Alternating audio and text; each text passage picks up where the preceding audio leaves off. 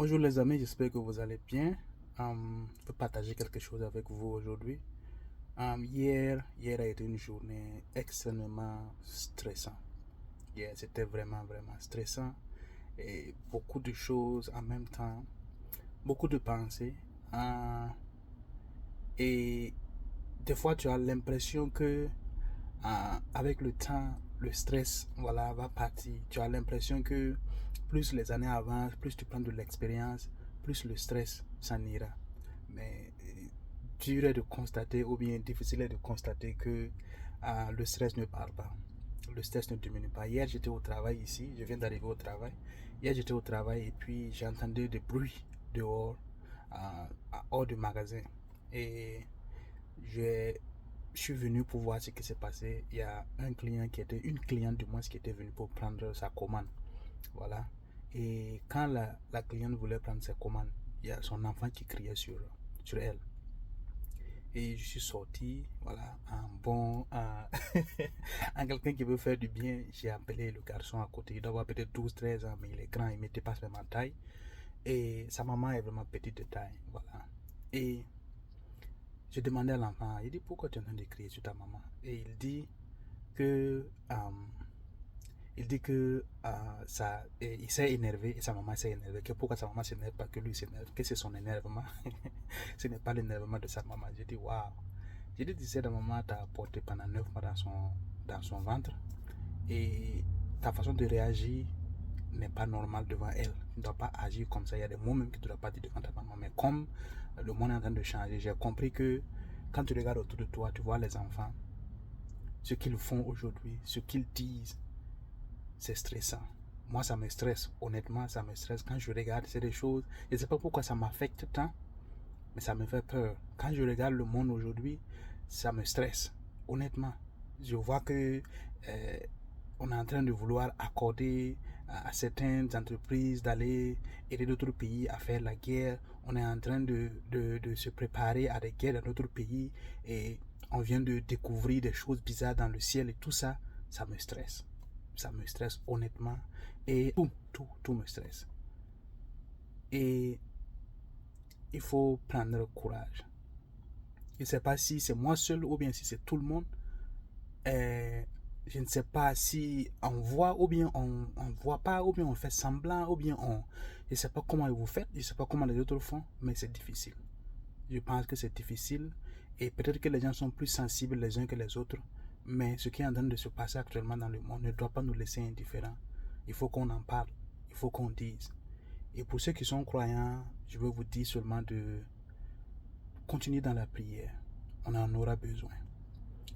Mais j'ai aussi compris une chose, parce que bizarrement, depuis que j'ai demandé à Dieu de me guider et de m'aider, que je demande de comprendre, je demande la sagesse, je demande de faire le discernement, depuis que j'ai demandé cela, depuis que j'ai demandé de vouloir partager du moins sa parole, de m'aider à partager sa parole, de m'aider à donner un peu de réconfort à ceux qui en ont besoin. Depuis que j'ai décidé de faire ça, il me montre toujours des choses à dire ou à faire. Je n'ai juste pas le courage de faire dire certaines choses parce que avec ce que nous avons comme croyance aujourd'hui à ce monde séculaire là, c'est difficile de faire convaincre ou même de faire connaître, de raisonner quelqu'un qui est né et qui n'a peut-être jamais fait l'expérience de prier ou bien de connaître la parole de Dieu. Parce qu'avec ce qui se passe aujourd'hui, on pense que c'est nous qui le faisons. On pense que c'est avec notre force. On pense que c'est avec notre... c'est nous qui faisons cela. Alors que ce sont des choses prévues. C'est Dieu qui... Tout est prévu. Dieu est toujours au contrôle. Il est au contrôle. Il est le même hier, il est le même aujourd'hui et il sera le même demain. À jamais et pour toujours. Donc que les gens se méprennent. Ce n'est pas notre volonté. Ce qui est en train de se passer autour de moi n'est pas notre volonté. Et il faut que nous nous réveillons. Voilà. Et pour le stress, ce que j'ai constaté, c'est que bizarrement aujourd'hui, je me suis levé, on me parle de stress. Je n'ai pas dit à quelqu'un que je suis stressé, si ce n'est pas maintenant. Mais quand je me suis levé, le stress, c'est juste... ça ne veut pas dire que le stress va partir. Le stress sera toujours là. Ça sera toujours là. Donc la prière, c'est de demander à Dieu de nous donner encore plus de force, de supporter ce qui est en train de se passer. Parce que si ça, ce n'est pas les tribulations, je me demande comment vont être les tribulations. ce qui est en train de se passer actuellement au monde, tu as l'impression que les gens sont presque indifférents. Presque indifférents. C'est devenu comme une norme. On bombarde l'autre côté, on regarde. En Afrique de l'Ouest, dans l'AES, le Burkina Faso, on bombarde tous les jours. Il y a des guerres, il y a des gens qui sont décidés, voilà, en toute âme et conscience, de faire du mal à d'autres populations innocentes. Le monde regarde.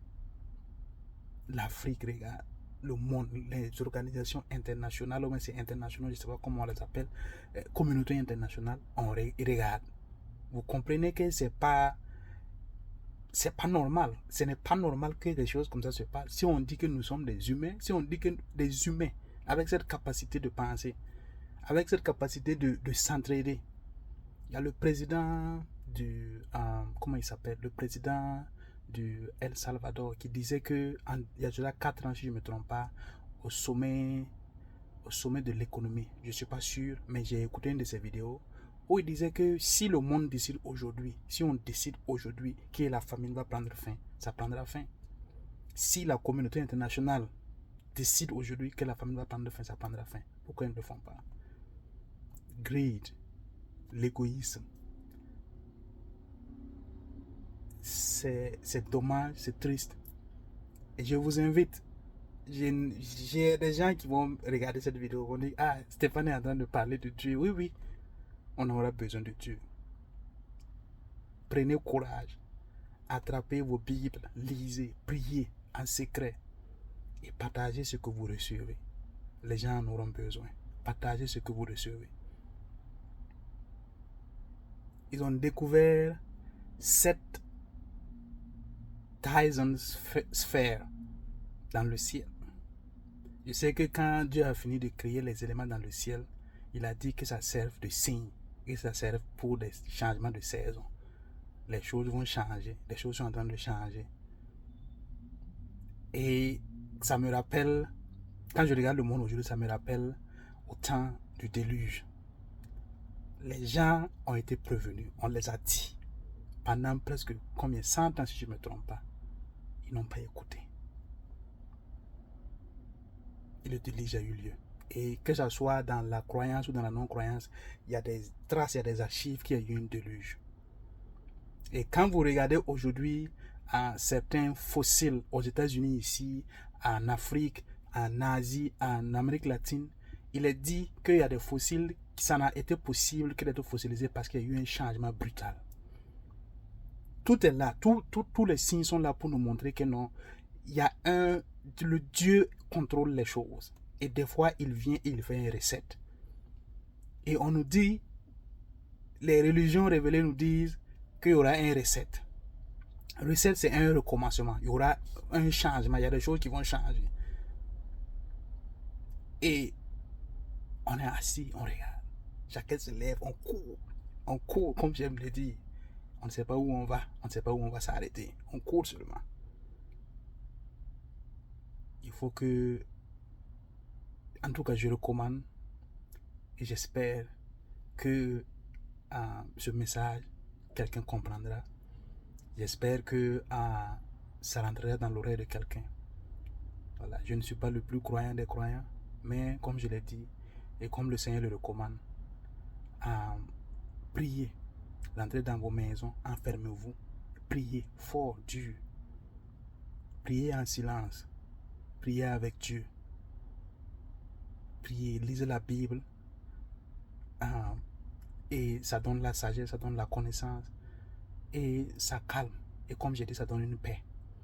Et cette paix-là n'est pas void de stress, ce n'est pas void de problèmes, ce n'est pas, non, mais ça permet de pouvoir naviguer même en temps de stress, même en temps de problème, même en temps de tribulation. Ça permettra de naviguer, ça permettra d'avancer, de continuer d'avancer dans la paix. C'est cette paix dont je parle, c'est cette paix dont je dis que si tu lis la Bible, tu as une paix qui n'est pas explicable.